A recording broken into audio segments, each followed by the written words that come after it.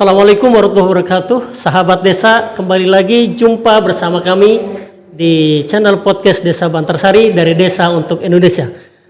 Alhamdulillah di siang ini kita kehadiran tamu istimewa. Beliau adalah orang yang kemudian memberikan semangat dan mencerahkan, juga menggembirakan kita semuanya. Kita sapa terlebih dahulu. Siapakah beliau? Assalamualaikum Kang Iki. Waalaikumsalam warahmatullahi wabarakatuh. Tiba-tiba ini bisa kesini ya. Aduh, luar biasa sekali. Saya kaget Pak Lurah nih. Ternyata Bantarsari luar biasa, beda sekali dengan biasa di luar. Udah lebih modern ya, melek teknologi. Wah, keren ya. Kita mau lagi belajar aja nih. Ya, kayak ini dalam rangka apa ini datang ke Bantarsari nih? Iya, dalam rangka menghibur ibu-ibu ternyata, Pak. Oh, biasanya anak-anak ya? Biasanya anak-anak, tapi hari ini diminta oleh Yarsi ya, sebagai pengabdian mereka kepada masyarakat. Hari ini kita berbagi tips mendongeng untuk orang tua di rumah begitu, Pak Lurah. Alhamdulillah. Jadi ini teman-teman Yarsi, terutama para dosennya itu, bahkan Pak Rektornya pernah datang ke desa tahun lalu melakukan kerjasama gitu sebagai bagian dari Tridharma Perguruan Tinggi ya. Salah satunya adalah pengabdian kepada masyarakat. Nah ini teman-teman yang mahasiswa yang ditaruh di Desa Bantarsari selama 2 bulan. 2 bulan ya? Sampai akhir November. Ya sudah berjalan berbagai kegiatan begitu ya. Nah, ini Kaprodi Perpustakaan Sains dan Informasi.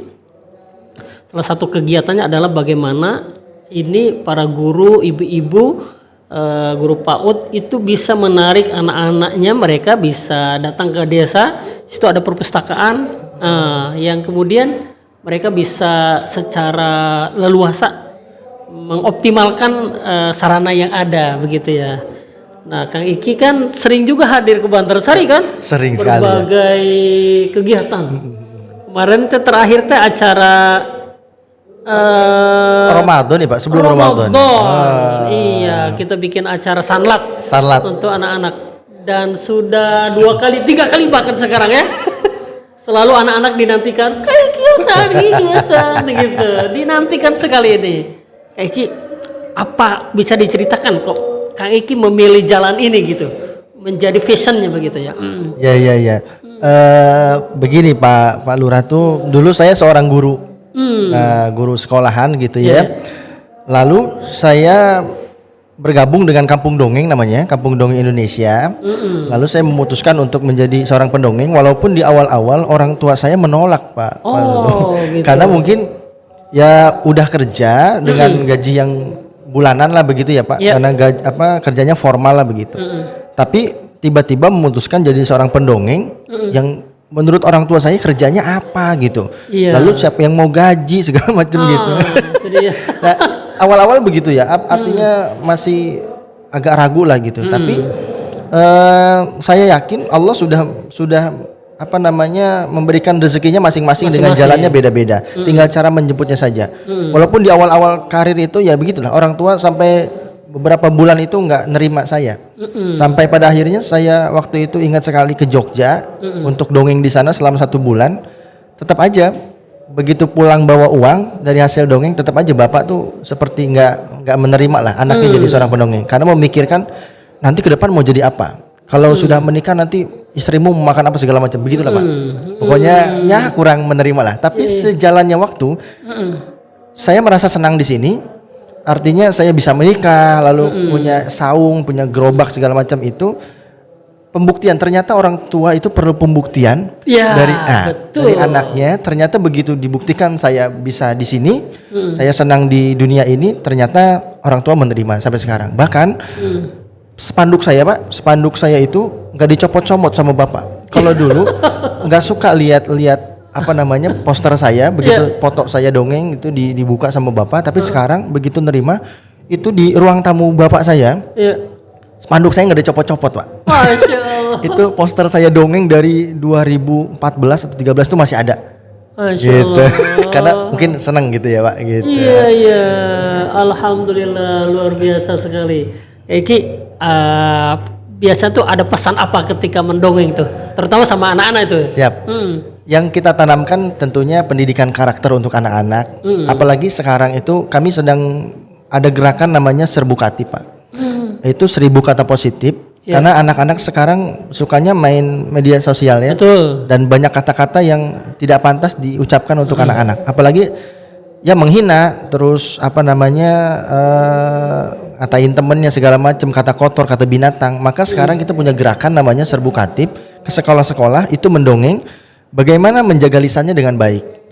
Karena banyak kasus kenapa tawuran antara sekolah ini dengan sekolah ini? Ternyata apa namanya sumbernya ya dia Pak ngatain saya, dia menghina saya gara-gara lisan ternyata bisa berantem. Maka ini bahaya sekali. Seperti itu. Maka yang kita apa namanya gerakan itu dongengnya karakter biasanya. Tuh, jadi gitu. ada pesan edukasi. Ada pesan edukasinya. Justru gitu. ke anak-anak itu lebih kena begitu ya. Ya, karena mungkin metodenya menyenangkan kali ya, Pak. Menyenangkan, anak-anak tuh seneng lagi.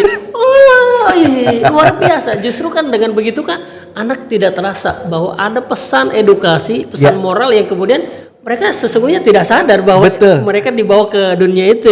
Tuh, karena kita kayak apa ya Pak? Tidak merasa menggurui mereka mungkin gitu Pak. Secara santai sebenarnya kita lagi menyisipkan sesuatu gitu. Iya. Luar biasa sekali. Jadi pernah nggak punya pengalaman nih Kang Iki ya? Ketika mendongeng gitu kan, biasa tuh anak-anak tuh ributnya luar biasa ya. Gitu. Iya. Ada kayak yang protes, aku nggak mau dongeng ini, ada kayak gitu. Yang nggak dongeng sih nggak, tapi kadang-kadang kita suka mengeluarkan boneka gitu ya Pak. Ada yang takut, ada yang nangis gitu, itu sering. Mungkin karena masih kecil gitu ya, itu takut sering. Lalu soundnya mati itu sering, kayak gitu-gitulah pengalaman-pengalaman itu. Bahkan kita pernah di tempat kita dongengnya bukan hanya di panggung Pak. Bukan hanya undangan saja, tapi kalau ada bencana kita pasti hadir di sana, di posko pengungsian. Yang paling menarik itu ya begitu Pak. Yang paling menarik itu malah kita di tempat-tempat seperti itulah. Mereka lagi sedih, lalu kita hibur. Wah bahagianya luar biasa. Itu kena banget ya. Kena banget. Nah, suatu pengalaman pernah Pak Kades tuh, saya pernah ke Lombok gitu ya, untuk apa namanya trauma healing, pendampingan yang gempa itu. Begitu baru sampai dihajar gempa yang 6, berapa gitu ya. Akhirnya kami yang trauma gitu. Kami mau trauma healing, kami yang trauma. Tapi itu pengalaman luar biasa ya. Artinya perjuangan mereka luar biasa. Begitu walaupun kita dari Bogor ke sana apa namanya terbayarkan gitu kalau melihat mereka ketawa gitu, udah pokoknya senang, itu bahagia sekali gitu. Masya Allah. Kayaknya ini perlu ada transformasi knowledge begitu ya. Misalnya begini. Kan kita juga cari pendongeng itu tidak mudah gitu.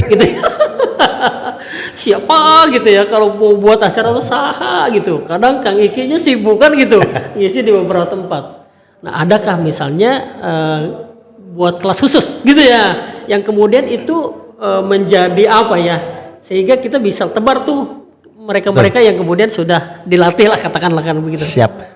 Bahkan kita rutin Pak. Pak Kades rutin untuk menggelar pelatihan untuk guru-guru, untuk guru TPA, TK, SD, lalu dengan orang tua, anak muda, karang taruna. Itu kita rutin menggelar latihan-latihan mendongeng, ya agar semuanya ada generasi ya meneruskan budaya ini seperti Tauris itu. Ya. Nah seperti itu.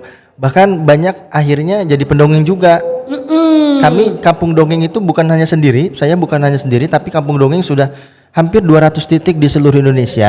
Masya Allah, 200 titik. Termasuk di Bogor Pak, termasuk di Bogor. Bogor ada 4. Bogor ada 4 kabupaten sama kota, terbagi beberapa titik karena teman-teman kita banyak. Karena kalau mau menciptakan anak yang baik, maka menciptakan lingkungan yang baik. Yang baik. Nah, maka kita sebar beberapa pendongeng di Bogor, termasuk ya di seluruh Indonesia gitu. Karena menurut kami kalau kita mengajarkan sesuatu bukan menjadi saingan sebenarnya. Betul. Nah, tapi guru saya bilang kalau bintang banyak bertebaran maka akan indah. Begitupun kalau banyak pendongeng bukan saingan kita, malah kita senang banyak orang-orang yang tergerak di dunia ini gitu. Untuk peduli sama anak-anak. Masya Allah, ini yang luar biasa. Justru guru yang baik adalah yang menjadikan muridnya lebih baik dari gurunya. Ya makin berkah lah gitu Pak. Makin berkah. Kan makin makin lancar gitu kan. Mengalir. Mengalir. Luar biasa sekali. Kang Iki di Bogor itu kelasnya itu di mana tuh? Ya, kita suka buka kelas itu di Perpusda Kabupaten Bogor. Pusdai bukan? Perpusda itu apa, dinas perpustakaan perpustakaan. Ya, Oh, di perpustakaan daerah. Dari mulai anak-anak sampai orang tua. Karena anak-anak itu ada lomba-lomba, Pak Kades itu lomba-lomba apa namanya dongeng ya setiap tahun itu. Maka kita pembekalan biasanya di sana kelas mendongeng itu. Artinya mereka setelah dari kabupaten lalu mereka akan ke tingkat provinsi lalu nasional, itu rutin. Masya Allah. Gitu, termasuk untuk guru-guru dan orang tuanya. Alhamdulillah. Kayaknya saya mau belajar juga nih Pak Ali ya. Kita akan minta kelas khusus deh Iya. untuk belajar bisa mendongeng. Karena kan kalau kita di masyarakat juga, kalau awalnya itu kita bercerita kan menarik gitu. Betul. Iya betul. Iya. Betul. Oh, dibawa menarik itu buat mereka tuh gitu ya. Iya. Bahkan saya ada pengalaman Pak Kades itu di terakhir saya ke Kalimantan Utara di Panajam yang calon ibu kota itu ya Pak. Iya. Saya dongeng di sana, lalu hari berikutnya karena begitu saya kalau kami tuh kalau kemana-mana pasti nggak mau sehari, harus beberapa hari setelah mendongeng akbar, lalu ada pelatihan untuk orang-orang di sana untuk meninggalkan jejak lah, untuk apa namanya terus apa mengalir tadi itu. Ada yang ikut kita itu seorang polisi Pak, polisi yang ternyata udah sering mendongeng gitu. Jadi begitu di hadapan anak-anak, kalau dulu kan kita kalau lihat polisi takut ya Pak, takut sama polisi itu. Ternyata dia mau membangun image-nya polisi itu nggak menakutkan bagi anak, sahabatnya anak gitu. Ada polisi yang seperti itu. Bahkan dai-dai sekarang ikut kita Pak.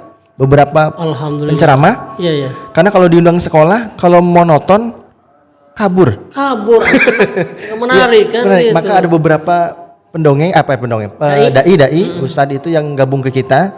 Karena begitu katanya selipkan materi ceramah lalu cerita kayak gitu-gitu sih. Betul. Gitu. Alhamdulillah. Justru memberikan manfaat luar biasa. Hadirnya Kang Iki itu dahsyat sekali. Kang, closing statement Kang, pesan apa yang bisa disampaikan buat kami nih? Ya, saya terasa banget kalau kita ngebahagiain orang, maka kita akan dibahagiain sama Allah.